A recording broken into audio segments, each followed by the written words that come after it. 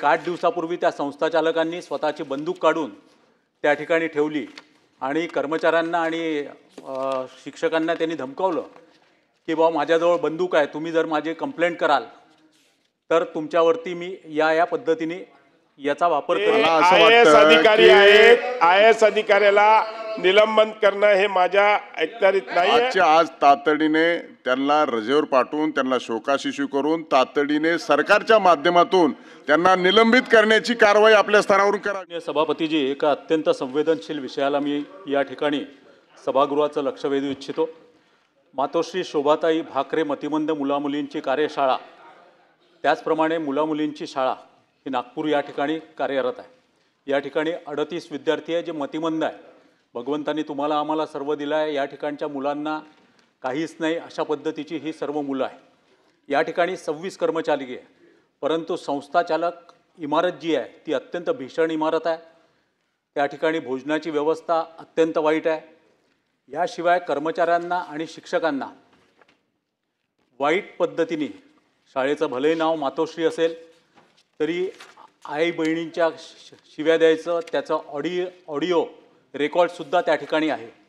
याशिवाय एक 8 दिवसापूर्वी त्या संस्थाचालकांनी स्वतःची बंदूक काढून त्या ठिकाणी ठेवली आणि कर्मचाऱ्यांना आणि शिक्षकांना त्यांनी धमकावलं की बाबा माझ्याजवळ बंदूक आहे, तुम्ही जर माझी कंप्लेंट कराल तर तुमच्यावरती मी या पद्धतीने याचा वापर करील।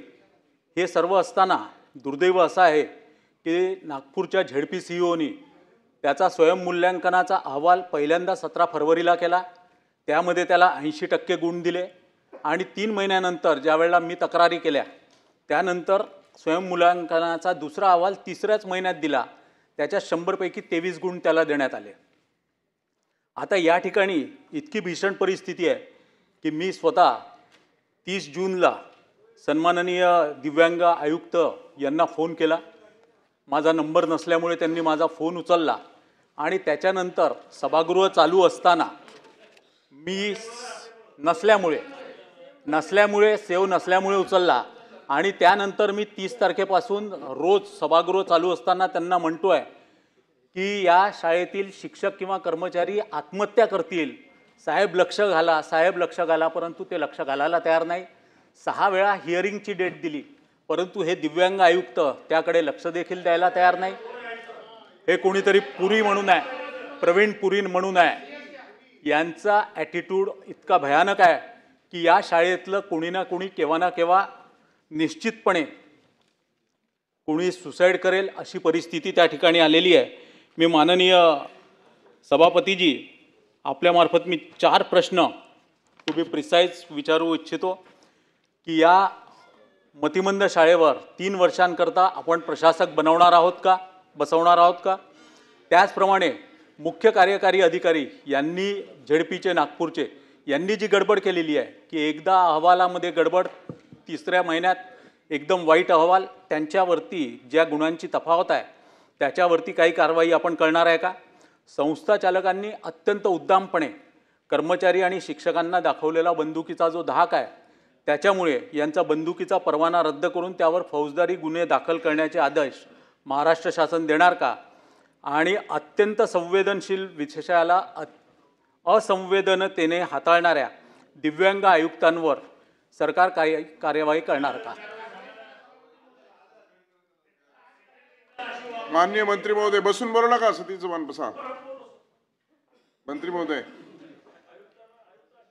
सभापती महोदय, सन्माननीय सदस्य जोशी साहेबांनी उत्तर दिल्यानंतर तुमचे प्रश्न राहणारच नाहीत। मंत्री महोदय बोलतायत। जोशी साहेबांनी जे आज प्रश्न मांडला हा अतिशय गंभीर प्रश्न आहे।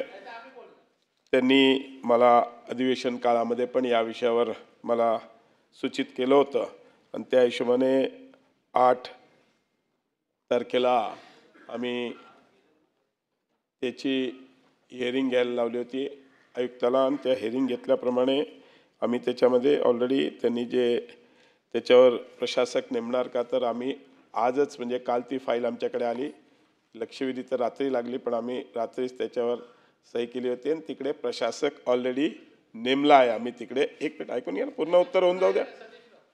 कसं आहे, उत्तर पूर्ण होऊ द्या तुमच्या प्रत्येक ह्याला. ऑलरेडी आपण GR काढून आज तिकडे 6 महिन्याकरता प्रशासक नेमलेला आहे. त्यांची मागणी आहे 3 महिन्याकरता, पण 3 वर्षाकरता.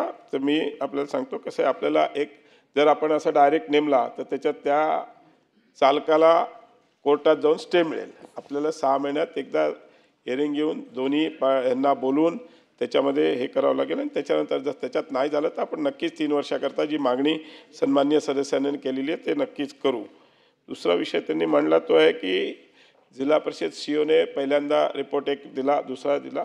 हे नक्कीच तपासून, कारण की जिल्हा परिषद CEOवर कारवाई करायची असेल त्याला मला ते पॉवर्स नाही आहेत, पण नक्कीच त्यांच्यावर आपण कारवाई करण्याचा शासनाकडे रिकमेंडेशन, त्यांचा पूर्ण अहवाल तयार करून आपण शासनाकडे मांडू.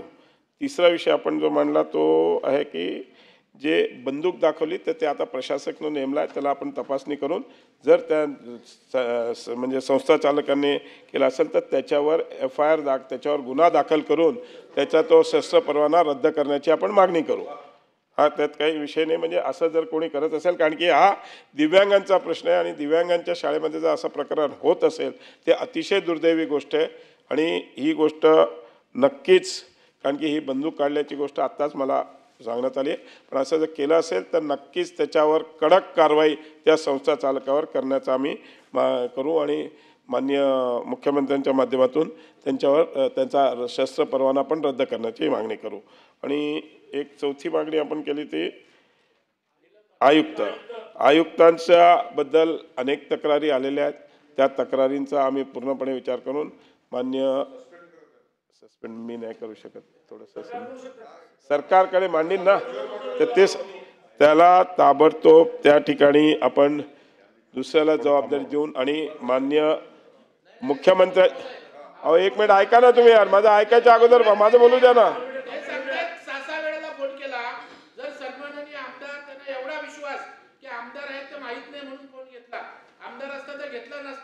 अशी अवहेलना जर आमदारांची होणार असेल, 6 वेळा तर संदीप जोशी बोलतायत त्या महानिका कधी जास्त सहभाग नाही घेतलेला त्यांनी, पहिलीच लक्षवेधी आहे.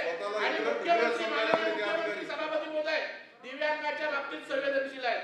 स्वतंत्र त्यांनी डिपार्टमेंट काढलं. सभापती महोदय जी सगळ्या सभागृहाची आमची मानसिकता आहे आणि सभागृहाची जेव्हा मानसिकता असते तेव्हा सरकारकडून आपण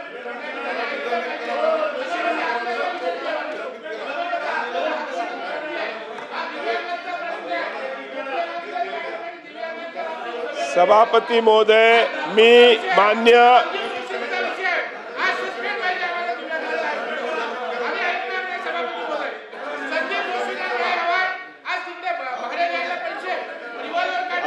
आता आपण सगळ्यांच्या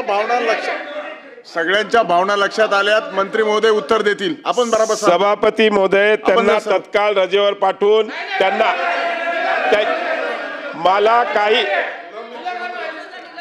आणि आपल्याला ते IAS अधिकारी आहेत, IAS अधिकाऱ्याला निलंबन करणं हे माझ्या अखत्यारीत नाही आहे.